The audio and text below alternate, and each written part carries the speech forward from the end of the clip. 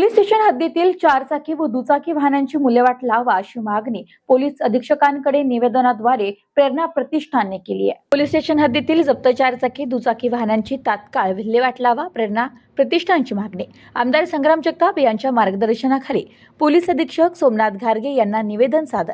वर्षानुवर्षे पडून असलेली वाहने बनलीत डासांची उत्पत्तीस्थाने, परिसर अस्वच्छ, नागरिक त्रस्त। शहरातील विविध पोलीस ठाण्यांच्या आवारात तपासासाठी जप्त करण्यात आलेली किंवा अपघातग्रस्त असलेली शेकडो चारचाकी व दुचाकी वाहने वर्षानुवर्षे पडून असून त्यामुळे ठाण्यांच्या परिसरात अस्वच्छता निर्माण झाली आहे।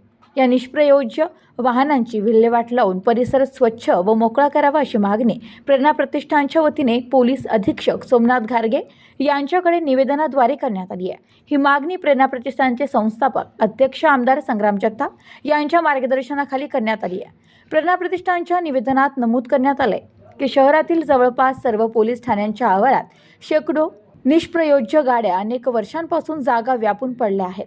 त्यांची कोणतीही लिलाव किंवा स्क्रॅप प्रक्रिया होत नसल्यामुळे त्या गाड्यांमध्ये पाणी साचते, डासांची उत्पत्ती होती आणि दुर्गंधी पसरते।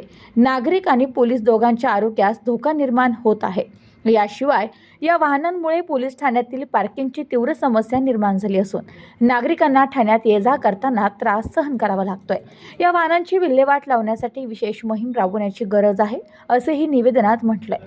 प्रेरणा प्रतिष्ठानचे आमदार संग्राम जगताप यांच्या प्रेरणेतून सामाजिक, शैक्षणिक व जनजागृतीच्या क्षेत्रात कार्यरत असलेले संघटक आहे।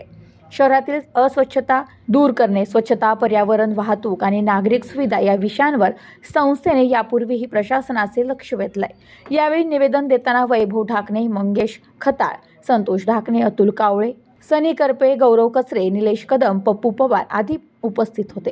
सर्व सदस्यांनी पोलीस अधीक्षकांकडे निवेदन देत ही मोहीम तातडीने राबवावी अशी एकमुखाने मागणी केली आहे। संस्थेचे पदाधिकारी म्हणाले की महानगरपालिका व पोलीस प्रशासन यांनी समन्वय साधून शहरातील सर्व पोलीस ठाण्यातील निष्प्रयोज्य वाहनांची विल्हेवाट लावावी।